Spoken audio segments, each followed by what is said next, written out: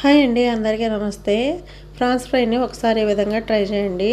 నీట్గా క్లీన్ చేసుకున్న రొయ్యలు తీసుకొని ఒక అర స్పూను ఉప్పు, ఒక స్పూను కారం, కొద్దిగా పసుపు వేసుకోవాలి.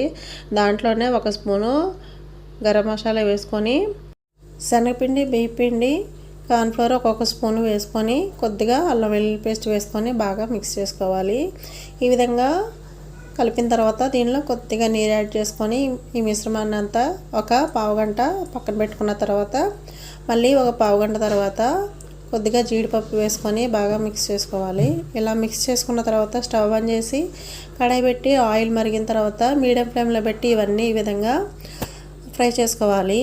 ఈ కలర్ వచ్చేంత వరకు ఫ్రై చేసుకొని పక్కన పెట్టుకుంటే దాంట్లో ఆనియన్స్ వేసుకుంటే చాలా టేస్టీ అయిన ఫ్రాన్స్ ఫ్రై రెడీ అయినట్లండి.